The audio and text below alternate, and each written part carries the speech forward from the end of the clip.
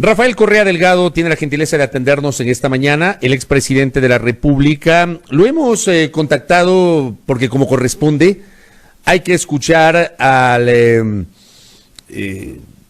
exmandatario que ha sido sentenciado el día de ayer en primera instancia, incluso aclarando a nuestra audiencia que la sentencia es en primera instancia, que está sujeta obviamente a una serie de recursos y que no está ejecutoriada, no está en firme. Se puede apelar y hay una serie de recursos jurídicos, pero ¿cómo asumió el expresidente de la República esta decisión del Tribunal de la Corte Nacional de Justicia? Bienvenido, expresidente, buenos días. En Quito, yo estoy bien, con mucha serenidad, profunda paz interior. Gracias a Dios, junto a mi familia, todo en buena salud, muy preocupado por Ecuador y triste, ¿no? Por la situación de Ecuador es importante discutir estas cosas, ¿no? Cuando la gente se está muriendo, cuando ni siquiera podemos enterrar a nuestros muertos, pero así es la miseria humana. En medio de esta emergencia, como están apuraditos para impedirme participar en las elecciones, y se les va el tiempo, hicieron una audiencia, cuando hay miles de causas represadas, cuando esto no tiene ninguna urgencia formal, hicieron una audiencia exponiendo a jueces, abogados, periodistas, para tratar de sacar esta sentencia de primera instancia, como lo han hecho, como probablemente saldrá la segunda, como probablemente saldrá casación, porque no tenemos ninguna esperanza en la justicia internacional, pero si quieren, anótenlo. En la justicia internacional vamos a ganar todo, porque el caso es realmente una payasada. A ver, 8 años y en la sentencia se lo ubica usted, expresidente Rafael Correa, como, a ver, aquí tengo exactamente la denominación con la cual a usted se lo ubicó dentro de esa sentencia. Yo la tengo si necesita, ¿no? Autor mediato por instigación. Esa es la denominación en el caso sobornos. A usted lo han encontrado culpable por el delito de cohecho, y lo citan, ¿no? Autor mediato por instigación. Pasivo agravado, porque ha sido en pandilla. ¿Qué significa eso de pasivo? ¿Qué significa eso de pasivo agravado para tener un mejor conocimiento? Bueno, pasivo es el que recibe el cohecho, activo es el que da el cohecho, en este caso los empresarios. En mi vida he recibido un cohecho, en mi vida he permitido un cohecho, y fíjese cómo son cosas muy graves, cosas que no van a resistir el análisis internacional. Se rompe la congruencia. Todo el caso se montó sobre la teoría de la Fiscalía que yo dirigía una organización criminal. ¿Se acuerdan de la perita Mantilla, que dijo que yo dirigía una organización criminal y resultó que no era ni siquiera perita? Uno se defiende en función de eso para al final de decir que los jueces digan, no, esto no ha sido, sino que usted ha, ¿cómo es que se llama esto? Ha instigado, es autor mediato porque ha instigado los sobornos. Bueno, para instigar debe haber una orden, algo escrito, no lo tiene. Lo único que tiene es el testimonio de Pamela Martínez, coimputada, que además no permitieron la contradicción, lo cual atenta contra derechos humanos, es decir, no se le pudo hacer preguntas, y un cuaderno que es a todas luces forjado, donde dice por ahí que hablé con el presidente Correa, que tampoco dijo sobre sobornos, sobre nada, o sea, no tienen prueba alguna y no hay sobornos. Para que haya sobornos, aquí está el artículo correspondiente del Código Penal, del COIP, ¿no? Tiene que recibirse una dádiva a cambio del contrato, el pago, pero por parte del funcionario que está encargado de eso. O sea, no es que yo le doy una plata al Ministerio de Salud, a la ministra de Salud, para que el ministro de Obras Públicas me dé un contrato en Obras Públicas. No, tiene que ser el ministro de Obras Públicas. Eso no existe.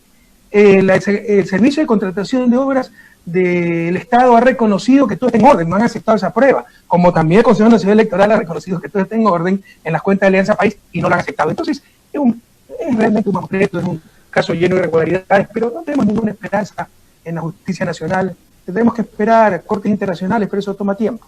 Hay algunos pasajes de la argumentación del magistrado de Iván León que el día de ayer presentó ante la Corte Nacional de Justicia, sobre la cual le quiero pedir una reacción. Por ejemplo, el juez hizo un análisis de responsabilidad señalando que el perjuicio al Estado superaría los 7 millones de dólares y sostuvo que se habría configurado una estructura de corrupción con voluntad y conciencia liderada por Rafael Correa y Jorge Glass, ambos en el nivel jerárquico de la organización, a quienes se les informaba de todos los pagos.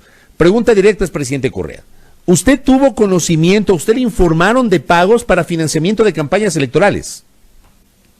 Yo voy a estar informado de eso, para eso hay encargados de Alianza País. Pero en todo caso el juez León, un corrupto, puede decir lo que le dé la gana, pero tiene que probarlo. Una cosa es lo que dicen los medios de comunicación, otra cosa es la realidad procesal. Que pruebe que nosotros hemos sido informados, que pruebe esto. Tiene el testimonio de una coimputada, a cual le ofrecieron reducir la pena al 10% y no le están cumpliendo, ¿no? Y que no permitió preguntas Entonces eso rompe cualquier principio derecho a la defensa. Pero en todo caso, este juez León, mire la gravedad de lo que les voy a decir. La filtración que hubo el 6 de abril demuestra que estaba en colusión con la Fiscalía. ¿Saben lo que es eso, Fabricio? Es escandaloso. Intercambiando información del proceso con la secretaria y la fiscal, creo que se llama Marta Caiza, ¿no? Y que aquí va el resumen del caso, que aquí está Correa, jajaja. Eso es gravísimo, eso genera asociación ilícita, tráfico de influencia y fraude procesal. Aquí ha habido colusión.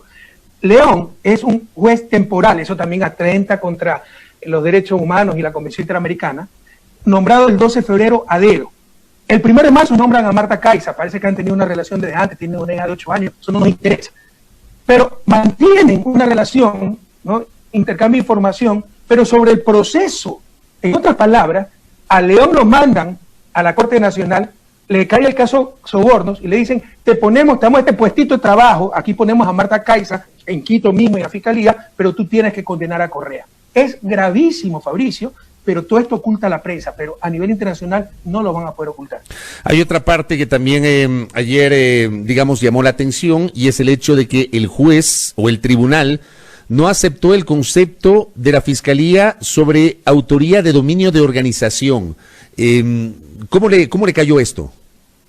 Eso también es tremendamente grave, Fabricio, pero quiero insistir, aquí me está escuchando mucha clase media quiteña, ¿no? que tiene acceso a información, que hace opinión pública, que algunos no nos quieren mucho, pero busquemos la verdad.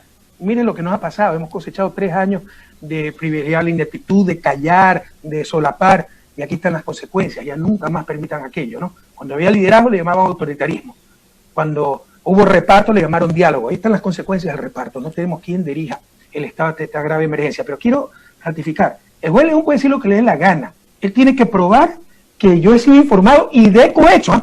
Porque incluso si una empresa, porque aquí con mucha mala fe han mezclado todo, que una empresa pagó una factura de tarima, ahí está, campaña para Alianza País, si fuera cierto, fuera infracción electoral, no penal, pero además empieza a investigar y es la tarima para inaugurar el infocentro, pero todo esto lo han manipulado de forma realmente perversa. Entonces, el juez León, insisto, puede decir lo que le dé la gana como la fiscal, pero tienen que probarlo, y no tienen ninguna prueba porque no es cierto. No pero al mismo sobre lo que usted dice, nuevamente es gravísimo, eso se llama falla de incongruencia. Toda la investigación se llevó en el marco de la teoría de la Fiscalía, que yo era autor mediato por dominio de organización, una teoría de Klaus Roxin, que vive aquí en Alemania. Estábamos en contacto con Roxin, y si continuaban con eso, los iba a hacer pedazos en su sentencia. Creo que se enteraron y por eso a última hora cambiaron. Pero en todo caso, uno se defiende, ¿no? En función de esa hipótesis. Aquí no ha habido estructura de criminal, aquí no ha habido dominio de organización, casi hasta contratamos un perito para refutar a la perita Mantilla, pese a que no iba a ser oficial, pero para mandarlo a los medios de comunicación, eso cuesta dinero, para que digan los jueces, no, esto no ha sido, usted es autor mediato por instigación. Entonces, uno queda en indefensión, porque se estaba defendiendo de A y resulta que ha sido B. Entonces, todo eso son graves deficiencias, irregularidades en el proceso, que no va a pasar nada a nivel nacional, pero a nivel internacional va a pasar mucho. A nivel internacional, a ver, ¿cuáles son las instancias que corresponden? En este momento la sentencia no está ejecutoriada, entiendo, ayer conversé en una transmisión digital que tengo en las tardes, conversé con su abogado, el doctor Fausto Jarrín Terán, y obviamente van a presentar las apelaciones, van a agotar todos los recursos a nivel nacional. Agotados estos recursos, ¿van a acudir a instancias internacionales o cuál va a ser el procedimiento? Claro, es que el prerequisito para ir a instancias internacionales, empezando por la CIDH, es haber agotado todas las instancias nacionales. Ese es un problema del sistema interamericano, porque algunas veces es demasiado tarde. Además que es bastante lento, en promedio los casos en la CIDH se demoran 6 años. Luego tienen que pasar a la Corte, no pueden pasar directamente a la Corte, donde se demoran en promedio 2 años. Entonces, estamos hablando de 8 años en el sistema interamericano. Pero lamentablemente eso demora, pero llegará la justicia. Y anoten, los jóvenes que me están escuchando, anoten, porque esto está repleto de irregularidades. Pero obviamente cuando llegue esa justicia ya habrán destruido la patria, nos habrán impedido participar en elecciones, y cuando intentemos hacer la repetición, porque tendrá que pagar el Estado a las víctimas de este abuso, verán como siempre quedarán en impunidad los culpables de esta grave atentado a los derechos de ciudadanos, grave atentado al propio Estado de Derecho.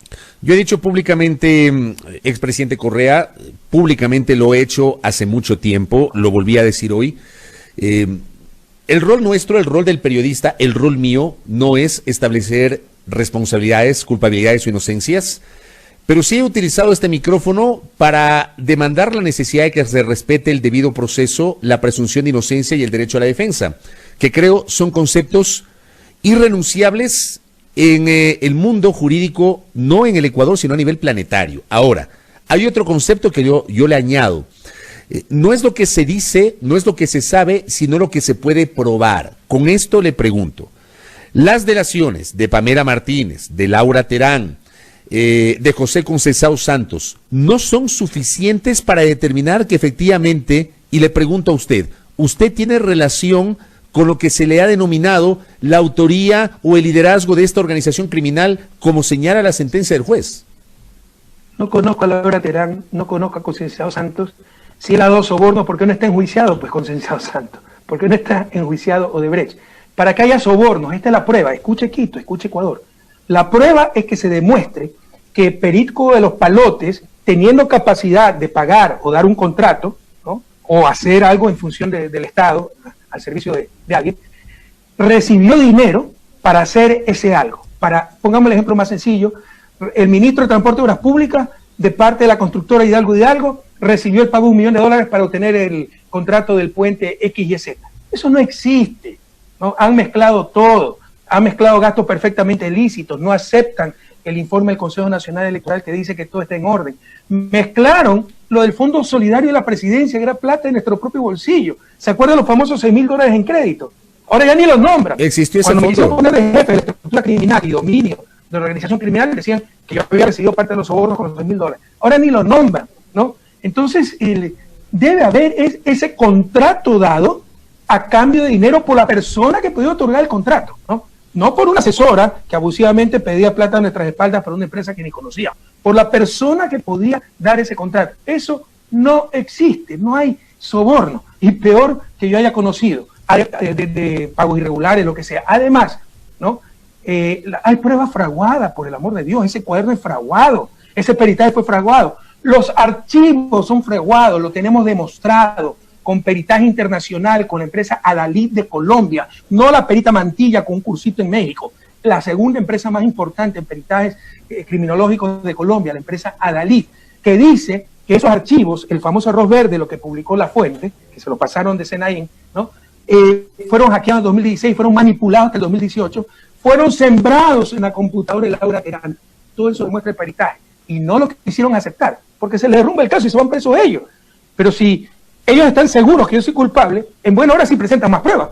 Es el culpable el que no quiere más pruebas. Ahora resulta que nosotros queremos más pruebas, y estos tratan de evitar, y lograron evitar, esas pruebas contundentes, que los archivos está demostrado que han sido manipulados. Dos cosas a propósito de lo que usted señala. Lo primero, porque también se mencionó el Fondo Solidario que usted acaba de citar, a través del cual usted lo ha comentado, lo dijo también su abogado, accedió a un préstamo de $6.000 para cubrir un sobregiro.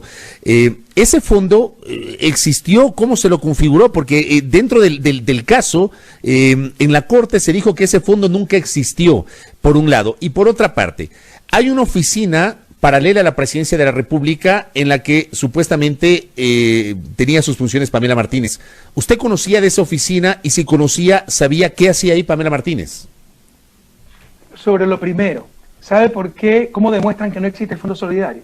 Porque le preguntan a la Secretaría de la Presidencia actual, pues sí existe, y le dijeron que no.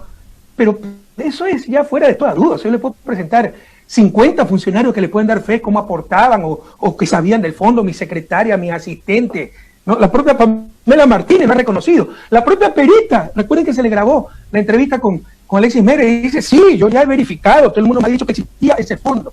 Solo la mala fe de una Diana Salazar, que además de su incapacidad y con su mala voluntad cree, no es que cree, o sea, ella, bueno, con su incapacidad cree que es ganar o ganar, así no esté destruyendo la verdad, y con su mala fe, no es buscar perseguirnos, calumniarnos, difamarnos como pueda. Pero está fuera de toda duda la existencia de ese fondo, lo dice la propia Laura Terán, lo dice la propia Pamela Martínez. Lo que pasa es que dice que hubo un remanente en la empresa y puso ahí $80.000, si eso hizo yo que me iba a enterar. Presto $6.000 y soy culpable, son fondos ilícitos. Y presto $6.000 que deposito en mi cuenta personal del Banco del Pacífico y lo pago hasta el último centavo. ¿Quién puede tragarse esos cuellos de botella? Mire, Pamela Martínez nunca trabajó en Carondelet, porque eso es otra cosa, ahora la ponen como que poco menos que trabaja en el escritorio al lado mío. Trabajó en un edificio al frente que se llama La Unión, no recuerdo, ¿no?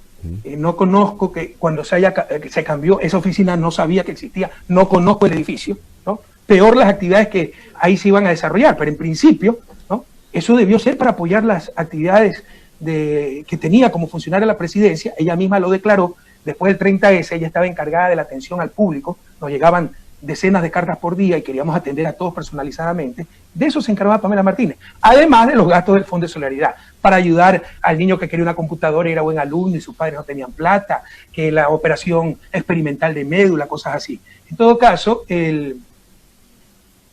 estaba encargado de eso, y después del 30S se multiplican esas actividades, ¿no? Y ahí es donde, de acuerdo a sus testimonios, porque no está enterado, un presidente no se entera de estas cosas, que si un asistente tiene una nueva oficina, que si se la ampliaron, son tonterías, eso no está a nivel presidencial. Entonces, de acuerdo a Pamela, por eso pidió la nueva oficina, pero era para atención ciudadana, para despachar estos casos. Hay un testimonio que también se mencionó, se hizo viral el 26 de febrero, del empresario Pedro Verduga. Él indicó que recibió un mensaje, según las expresiones de Pedro Verduga, que venía de la cúpula del gobierno anterior en el que se le pedía $1 millón. El mensaje habría sido entregado por el exministro Walter Solís a nombre del exvicepresidente Jorge Glass, de los exministros María de los Ángeles Duarte, Vinicio Alvarado y Alexis Mera. Aparentemente, dijo Verduga, le habrían dicho que escogieron a Equitesa debido a que era una de las más importantes en ese momento. Equitesa habría estado ejecutando la obra o el proyecto multipropósito Chone. Verduga aseguró que nunca entregó dinero en efectivo, sino que todo salía de las planillas que se le cancelaban. ¿Cómo le cayó a usted el testimonio de Pedro Verduga? ¿Cómo salían de las planillas? ¿Cómo salían de las planillas que se le cancelaban? No entiendo. ¿Cómo salían de las planillas que se cancelaban? La nota dice, Pedro Verduga aseguró que nunca entregó dinero en efectivo, sino que todo salía de las planillas que se le cancelaban y que no terminó de pagar ese $1 millón que se lo solicitaba. Testimonio de Pedro Verduga. ¿Cómo salía? No le entiendo. En todo caso, fíjese que no me nombra Pedro Verduga. Segundo, él puede decir que le dijeron y que el otro dijo, eso no tiene ninguna validez procesal. Tercero, si fuera cierto, no es cohecho, eso se llama concusión. Lea el Código Penal, aquí lo tengo, ¿no? Cuando lo obligan a un empresario, un contratista del Estado, artículo 281, a pagar algo. Cohecho es voluntario, un acuerdo entre las dos partes. Dame plata y te doy el contrato. Entonces, eso lo que hace es desbaratarles el caso, no reforzar. ¿A usted le llamó la atención el hecho de que de los 21 procesados, uno fue absuelto, 2 reciben una sentencia menor, Pamela Martínez y Laura Terán, pero los otros 18 procesados fueron sentenciados a la misma pena, 8 años de prisión? Yo creo que todos debieron ser absueltos, menos Pamela Martínez, y no ser acusada por este caso, porque cohecho no existe. ¿Por qué? Pero sí ha cometido tráfico de influencia, porque no existe cohecho. Para que exista cohecho, usted debió recibir $1 millón y te doy, Fabricio, el contrato que yo estoy en capacidad de dártelo, ¿no? No es que el otro me lo pasó porque ya lo había firmado, etcétera, ¿no? Entonces, lo que sí hizo Pamela Martínez, abusando del cargo que tenía, tomándose nuestro nombre, etcétera, hacer una empresa que no hemos conocido, donde puso a trabajar toda su familia, conociéndome, pueblo quiteño, pueblo ecuatoriano. ¿Usted cree que voy a permitir que haya una empresa supuestamente ligada a nosotros donde esté trabajando el marido, los hermanos de Pamela Martínez? Y se ha hecho contratar por Odebrecht que le daba plata mensual. Pero ella ya tiene que responder eso. Eso es delito, pero no es cohecho. Entonces aquí la única persona, ni siquiera Laura Terán es otra víctima, ¿ya? Ni siquiera Laura Terán debió ser acusada, solo Pamela, pero no por el delito de cohecho. 25 años de suspensión de los derechos políticos es parte de la sanción que se ha incorporado dentro de esta sentencia. Yo no recuerdo un caso similar en el que a un actor político, fruto de una sentencia penal, se le incorpore esa sanción de suspensión durante un cuarto de siglo de los derechos políticos. ¿Cómo asume usted esa otra sanción que tiene que ver con la sentencia? Vea, ni siquiera sabemos la base legal que tienen para hacer esto, pero esto evidencia el objetivo, que no solo es 8 años, porque si Correa viene y cumple los 8 años o cumple el 60% y después no gana las elecciones, quítale los derechos políticos por 25 años. Es demasiado evidente como hacer la audiencia en plena emergencia, lo cual ya es irresponsable, demuestra miseria humana, un odio ilimitado. Pero además eso se va a tumbar también a nivel interamericano. Hace poco, en un caso chileno, cuando se había inhabilitado por 15 años una persona, la Corte Interamericana dijo eso es totalmente desproporcionado. Yo no sé la base legal en Ecuador. Todo el mundo, ya los informes que tenemos, todavía no hay la sentencia por escrito, pero la información que se tiene, ya hay abogados que aseguran que hay el prevaricato, han actuado contra expresa disposición de la ley, lo cual tumba toda la sentencia. Pero esperemos la sentencia por escrito, en todo caso, para ver cuál es el fundamento legal.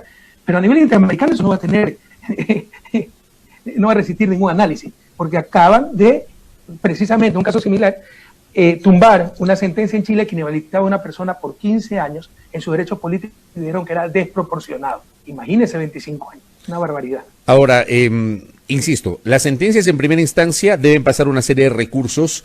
En estricto rigor, le pregunto a usted, expresidente Correa, que tiene la gentileza de atendernos en esta mañana, en estricto rigor, ¿la sentencia podría quedar ejecutoriada antes de septiembre, cuando se haga la convocatoria de elecciones y comience el periodo de inscripción de candidaturas?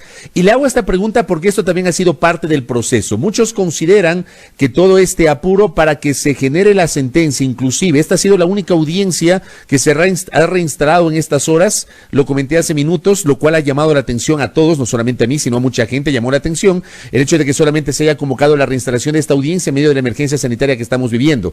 Pero digo, usted encuentra relación directa de lo uno con lo otro, por un lado, y por otro lado, ¿cree que alcance el tiempo para que la sentencia se ejecutoríe hasta antes de septiembre? Es obvio, Fabricio, pues, ¿qué otra explicación hay? Todo esto es para impedirme participar en las elecciones del 2021. ¿Por qué crees que hacen de la forma tan irresponsable, de esta forma tan irresponsable, la audiencia en plena crisis, sin precedentes en la historia nacional, con peligro de contagio? Y la única audiencia, por el caso de mascarilla del 10, Diana Salazar con su doble moral, con desfachatez, dice, no vamos a hacer la audiencia porque pueden contagiarse. Aquí sí la hace, ¿no? Entonces es demasiado claro, este caso nunca debió haber empezado. Como te decía, no existe soborno, ¿no? Peor que nosotros hayamos conocido de algo. Tal vez la única encausada debió ser Pamela Martínez, por delito, yo no soy experto en leyes, pero tráfico de influencias, cuestiones así. Pero no solo que ha avanzado, sino que en plena pandemia, en plena emergencia nacional, sacan una sentencia, pero absolutamente cantinflesca, cambiando la teoría del caso de la Fiscalía, en función de la cual se organizó toda la investigación, más todas las barbaridades, la perita que no es perita, los archivos verdes que han sido manipulados y no aceptan pruebas, que no aceptaron el informe del Consejo Nacional Electoral diciendo que esto está en orden, no aceptaron el informe CERCO diciendo que los contratos también están en orden. Bueno, se atreven en plena pandemia a sacar esta cantinflesca sentencia condenándome 8 años e inhabilitándome para 25. Si se prestaron esto, se prestan a cualquier cosa. Se van a prestar, han perdido la vergüenza. ¿Qué poderes estarán atrás de ellos? ¿Con qué amenazas les estarán presionando? Les va a pasar apelación, va a llegar a casación para impedirme en septiembre, cuando sean las inscripciones para las candidaturas, participar en las próximas elecciones. Ese es todo el plan, ese es todo el apuro. Y con lo cual, si finalmente esto ocurre, si finalmente antes de septiembre la sentencia penal condenatoria se ejecutoríe y usted no tenga posibilidades de ser candidato, ¿cuál es, digamos, el ideal que usted ve en el horizonte? Sin Rafael Correa en la papeleta, no sé, como compañero de fórmula de alguien o como candidato a la asamblea, ¿qué va a hacer usted? Lo personal te digo, mi plan de vida era quedarme en Bélgica. Yo no es que me aterro de morir en Bélgica. Yo le avisé al pueblo ecuatoriano que venía a vivir aquí en forma indefinida. Ya habíamos vivido 25 años con mi esposa y mis hijos en Ecuador, y ustedes saben que mi esposa es de este país, un país por muy bello, verdadero Estado de Derecho. Si tienen tanto razón, seguramente lograrán mi extradición de Bélgica, ¿verdad? Porque esa es otra tontería, ¿no? Lucio Gutiérrez regresó a defenderse, Correa es un cobarde. Lucio Gutiérrez residía en Ecuador y huyó y regresó. Yo residí en Bélgica, estoy bajo la jurisdicción del Estado belga.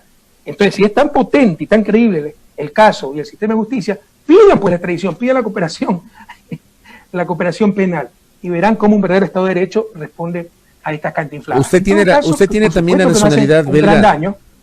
¿Perdona? Perdón, le preguntaba, ¿usted también tiene la nacionalidad belga o no? No, yo no tengo nacionalidad belga, pero estoy bajo la jurisdicción, se llama, ¿no? Y podría operar la extradición si la claro, sentencia pues, queda... Si uno es culpable, opera la extradición, opera la alerta roja de Interpol, pero todo se lo botan al basurero. Y Interpol es de Ecuador y lo bota al basurero. Tan desprestigiada la justicia está. Por favor, porque también hay quienes dicen, Correa no está dando cara a la justicia. Claro que estamos dando a la justicia belga, a la justicia internacional, y le estamos haciendo pedazos, pero eso no publican los medios de comunicación. Por supuesto que nos hacen un daño electoral si yo no estoy en la papeleta, si no soy candidato, si no estoy en Ecuador para hacer campaña. Mira lo que pasó en Argentina, ganó el peronismo, ¿no? Qué bofetada a todos los odiadores, Cristina, qué reivindicación, pero Cristina estaba en Argentina. Por eso la desesperación de esta gente es no permitirme regresar a la patria porque los arrasamos. Yo el mensaje con todo cariño que les quiero decir a Quito, a esa clase media urbana quiteña que muchas veces al final no nos quería mucho, tal vez, a todo el pueblo ecuatoriano. Esto ya no es correísmo, anticorreísmo, yo no izquierda, derecha, es salvar a la patria. Miren lo que nos ha pasado por no haber apreciado lo que tuvimos durante 10 años. Miren estos 3 años de destrucción, de ineptitud, poner a los peores, de complicidad de la prensa, callar todas las corruptelas y todas las cosas de este gobierno. Miren lo que nos hemos jugado. Ahora, lo débiles que estamos para enfrentar esta crisis, se nos viene una crisis económica terrible y la crisis sanitaria va a empeorar. Me duele decirle esto, pero es la verdad. En todo caso, esto no se trata ya de izquierda o derecha. Tenemos que recuperar la patria. La única manera de liberarnos de esta pesadilla que hemos sufrido 3 años es votando adecuadamente en las próximas elecciones. Que vuelva una gran coalición nacional, uno más la Revolución Ciudadana, con un programa claro para recuperar el camino hacia el desarrollo. Y el camino de la justicia, porque hay que se haga una comisión de la verdad y vean quiénes mintieron, quiénes dieron la verdad, quiénes fueron perseguidos, cómo se manipuló el sistema de justicia, etcétera. Ustedes no perdieron la gran oportunidad de cambiar la justicia, expresidente Correa, con la Constitución del 2008, con la consulta popular del 2011. Eso hubiese sido el momento de cambiar para siempre el manejo de la justicia. No perdieron esa oportunidad.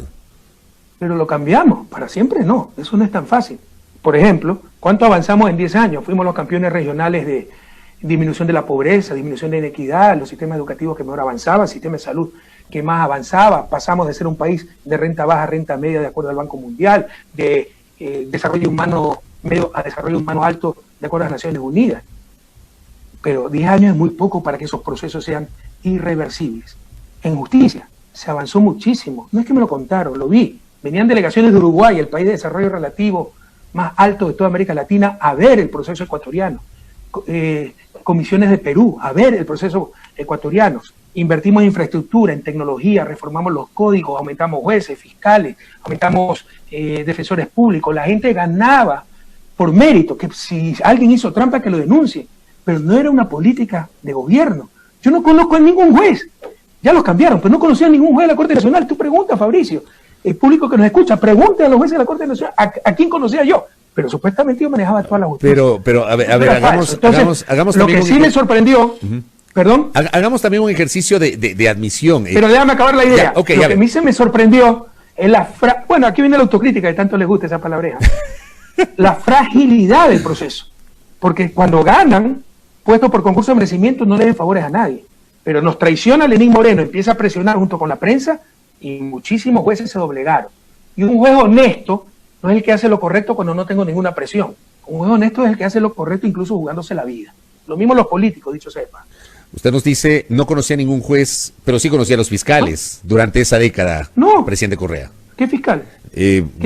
Galo Chiriboga, Carlos Vaca-Manceno. Galo Chiriboga, que era por si acaso, aclaremos entonces, perfecto. Y de ahí para abajo no conocía a nadie, pues.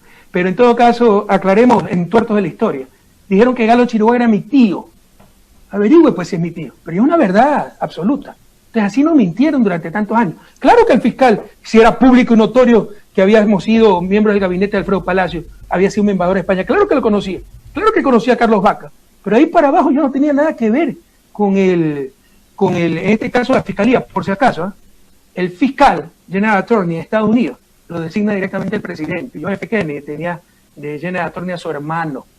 ¿Ya? Yo no estoy de acuerdo con ese sistema, pero para que vean las exageraciones que caemos aquí, que para que haya independencia debe ser un enemigo. No, para que haya independencia debe ser una persona capaz y que actúe autónomamente. Y pregunten, ¿cuándo visité la fiscalía? ¿A quién conocía en la fiscalía? Que no fuera la cabeza porque habíamos trabajado juntos, porque habíamos participado en el mismo gabinete, en otros gobiernos, etcétera.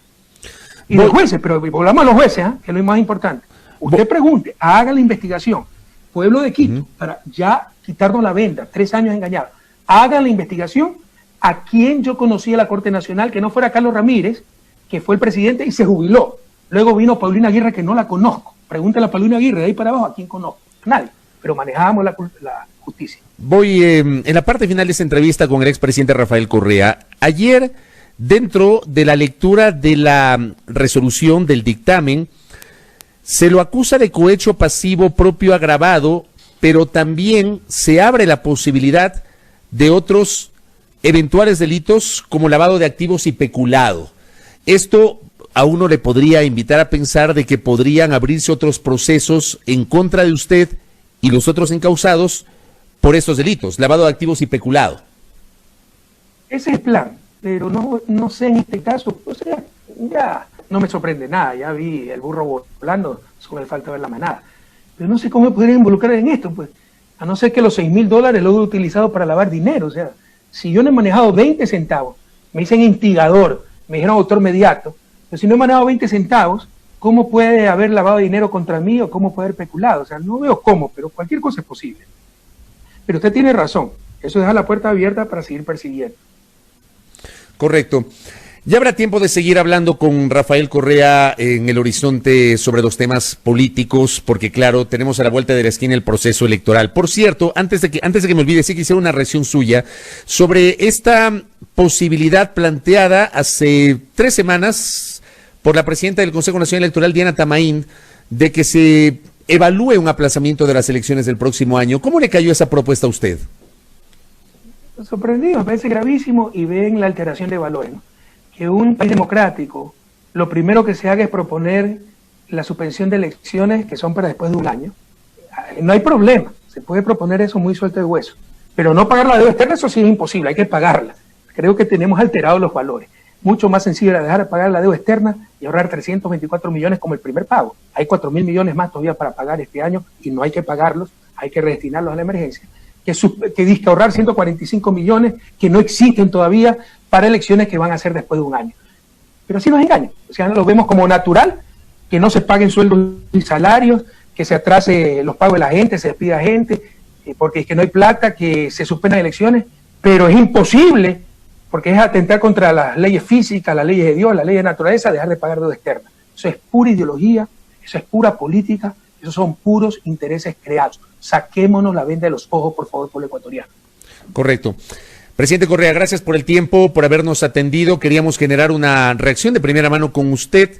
Ya habrá tiempo, insisto, de seguir hablando de los temas políticos y obviamente de la evolución de este proceso. Muy agradecido, economista Correa. Gracias a ti, Fabricio, por esta oportunidad. Es una lástima que tengamos que gastar el tiempo en esto cuando se nos muere la patria y no se está haciendo lo que se tiene que hacer. Por favor, no lo digo yo, no es que estoy haciendo oposición, soy responsable, estamos hablando de vida o muerte, pero ahí está la estadística dura.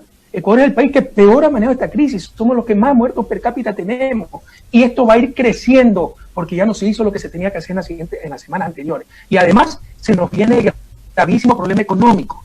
Ya la Junta Monetaria hizo una resolución para que los bancos disminuyan sus aportes al fondo de liquidez.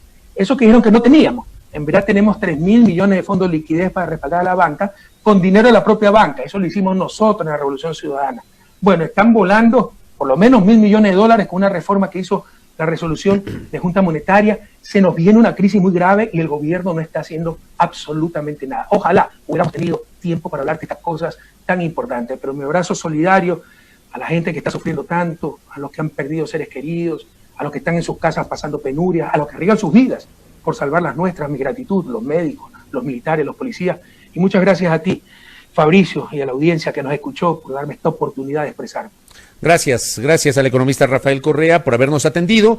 Su reacción tras la emisión de la sentencia en su contra, insistimos, es una sentencia de primera instancia y está supeditada, obviamente, a la presentación de apelaciones y otro tipo de recursos jurídicos.